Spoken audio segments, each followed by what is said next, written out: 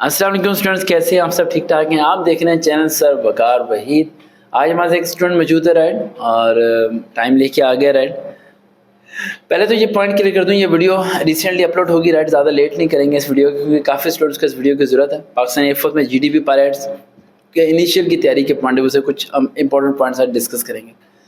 काफ़ी ज़्यादा बच्चे ये क्वेश्चन पूछ रहे होते हैं कि सर आप हमें टाइम नहीं देते, हमारे व्हाट्सएप पे आप रिप्लाई नहीं देते, हमारे यूट्यूब के नीचे कमेंट्स का रिप्लाई नहीं देते, आप हम कहाँ कांटेक्ट करें, कहाँ जाएं? एक तरफ आप कहते हैं कि मैं तुम्हारी मदद करूंगा, दूसरी तरफ आपका रिस्पांस भी नहीं आता। आपकी दोनों बातें सही हैं। पहली बात भी सही है कि मैं हर जगह बोलता हूँ कि मैं तुम्हारी मदद करूंगा, और दूसरी बात भी बिल्कुल सही है कि सबको रिस्पांस नहीं आता। उसकी वजह क्या है बेटा? बहुत ज़्यादा बच्चे ऐसे हैं जो एमरजेंसी का गलत इस्तेमाल करते हैं। फॉर एग्जाम्पल एक बच्चे ने कहा लिखा एमरजेंसी, आप कभी ऑब्जर्व कीजिएगा, अगर आपका टेस्ट बहुत ज़्यादा करीब आ चुका है, ठीक है, मैं आपको 3 तरीके बताने लगा हूँ, ठीक है, बल्कि वो 3 तरीके मैं सेपरेट वीडियो बनाऊंगा जिसमें मैं आपको बताऊंगा कि आप मेरे से बात कैसे कर सकते हैं, आप किस तरह ये SMS कर सकते हैं, किस तरह आपको रिप्लाई जल्दी आएगा, किस तरह ये लोग मेरे तक पहुंच जाते हैं और आप नहीं पहुंच पाते। तो इंशाल्लाह इस पर मैं वीडियो बनाऊंगा। लेकिन अब चलते हैं अपने पॉइंट की तरफ।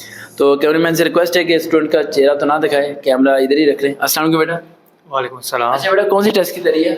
सर GDP के इनिशियल टेस्ट। Initial test. अच्छा, GDP initial test Pakistan air force में, ठीक है।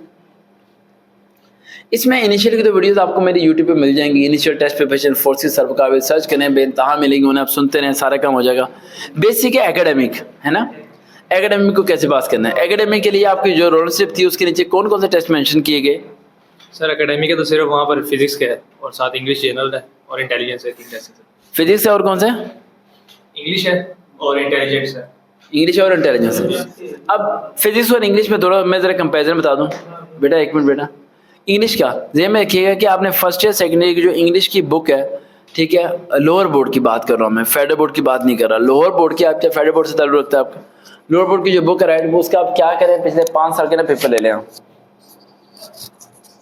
पिछले 5 साल पेपर ले लेंगे आप। 5 साल पेपर लेने के बाद आप उसके जो MCQs हैं राइट, उन MCQs में बहुत ज़्यादा MCQs ऐसे होते हैं जिसके नीचे लाइन लगी होती है, उसके मीनिंग ABCD में से तलाश करने होते हैं।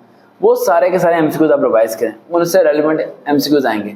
सेकंड पॉइंट, आपके प्रपोजिशंस आएगी, इज़र वगैरह कहाँ का इस्तेमाल होना है, एक्टिव पैसिव डायरेक्टिव, यानी ग्रामेटिकली आपको थोड़ा स्ट्रांग होना चाहिए। लेकिन मेरे ख्याल से जो GDP में अप्लाई कर रहे हैं ऑब्वियसली सब ग्रामेटिकली स्ट्रांग ही होंगे, नलाइक इंग्लिश में नहीं होते जो GDP में अप्लाई करते हैं। रही बात फिजिक्स की, फिजिक्स की 9th 10th और फर्स्ट ईयर सेकेंड ईयर की बुक के एंड पे दी हुई है ग्लोसरी, उस ग्लोसरी को पूरे को रिव्यू करके जाएं, इनकी डेरिवेशन पढ़ के जाएं, इनके फॉर्मूले पढ़ के जाएं। अब होगा क्या, मैक्सिमम क्वेश्चन कहाँ से आ जाएंगे? मैट्रिक्स से आ जाएंगे, क्योंकि आपने अपने फर्स्ट ईयर सेकेंड ईयर पढ़ी है, सेकेंड ईयर के फौरन बाद आपने अप्लाई किया। उन सबको पता है कि आपने सेकेंड ईयर भी फ्रेशली की है, फ्रेश आपने क्या किया है, सेकेंड ईयर की है। वो सेकेंड ईयर में से क्वेश्चन नहीं देंगे, कहाँ से देंगे? 10th में से देंगे, 9th में देंगे। वो आपसे first equation of the motion पूछ लेंगे और आपको यार रिवाइज करना बोल क्या, समझिए, क्योंकि आपके माइंड में तो फर्स्ट ईयर सेकंड ईयर है। वो क्या करेंगे? स्लो बॉल करेंगे। उन्हें नहीं पता कि सरकार आपको ये बात पहले ही बता देंगे, ठीक है। तो फर्स्ट ईयर सेकंड ईयर और 9th 10th के फॉर्मूले MCQs जो बुक के एंड पे दिए होते हैं वो सारे रिवाइज करके जाएं, आराम से इनिशियल पास हो जाएगा। लेकिन आप रेकमेंड नहीं होंगे। रेकमेंड कैसे होंगे, ये सवाल ये मैं से पूछ रहा था, पता नहीं मेरी आंख में क्या लग रहा है।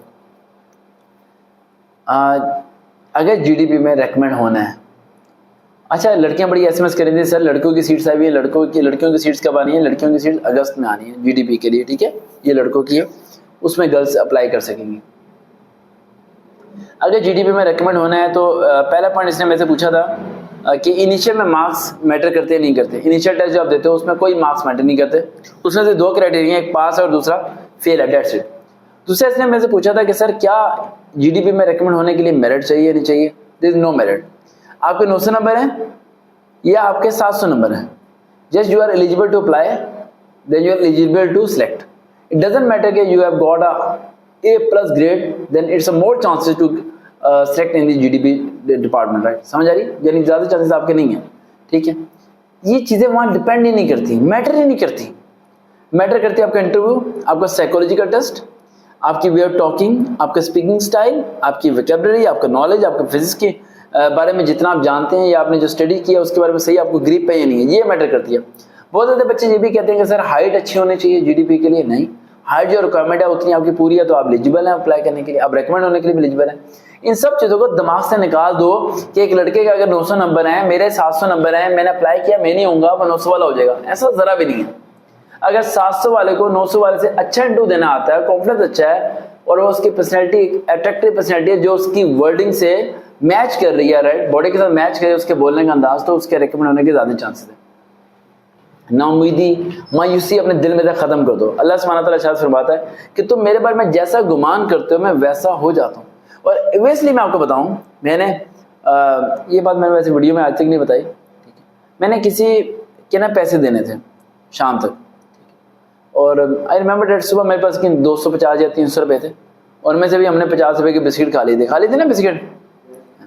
लेकिन अल्लाह ने शाम तक मुझे किसी बच्चे की ट्यूशन फीस पहुंचा दी और वो मैं अब जाके उस जिसके मैंने पैसे देने उसमें पैसे दे दूंगा। क्यों पहुंचाई अल्लाह ने? मैंने अल्लाह से गुमान किया कि अल्लाह मेरी मदद करेगा। आप गुमान करते हो कि अल्लाह आपकी मदद नहीं करेगा, आप गुमान करते हो कि आप गलत घर पैदा हो गए, आप गुमान करते हो कि आपकी नसीब खराब है, आप गुमान करते हो कि आपकी किस्मत खराब है। जब ये गुमान करते हो तो अल्लाह ऐसे ही कहता है कि यार ये बंदा मेरे से उम्मीद ही नहीं रखता। आप ये उम्मीद रखें। एक लड़के की स्टोरी छोटी सी बता दूं। एक लड़का था, उसने पाकिस्तान रिफत में अप्लाई किया, नॉट रिकमेंड हुआ जीडीपी के लिए, बड़ा परेशान हुआ, मेरे पास आया, कहता है कि सर क्या करूं मैं कहा जहाज ही उड़ाना है ना। कह रहा हाँ। मैं कहा कोई मसला नहीं, जहाज उड़ाना जहां मर्जी उड़ा जाके उड़ा सकते हैं। कह रहा मतलब सर मेरा ख्वाब एयरफोर्स में जाना था, जीडीपी पायलट नहीं हो सका। मैंने कहा बेटा तुम्हारी तालीम बहुत अच्छी है, इंग्लिश भी अच्छी है, दुबई मूव करो, दुबई जाके एविएशन में हिस्सा ले लो। उसने एविएशन में हिस्सा ले लिया। डू यू नो उसका नाम हमाद है और शायद मैंने फेसबुक पे उसकी पिक्चर भी अपलोड की हुई है। वो लड़का दुबई में प्राइवेट जेट उड़ाता है और मैंने उसे फ़ोन किया, बल्कि उसने मुझे पहले फ़ोन किया था, बाद में मैंने उसे किया। मैंने कहा हाँ जी बन गया एयरफोर्स। कह रहा sir it's my on air force, जब मर्जी जहाँ मर्जी ले जाऊँ, पैसे का पैसा तनख्वाह के दिखा। तो नाउमीद क्यों होते हो गए तो ठीक है यार, नहीं हुआ तो कोई और रास्ता है ना, जहाज ही उड़ाना ना। इतना मेहनत करो कि अपना जहाज खरीद के उड़ाना शुरू कर दो, सारे शौक पूरे कर देना।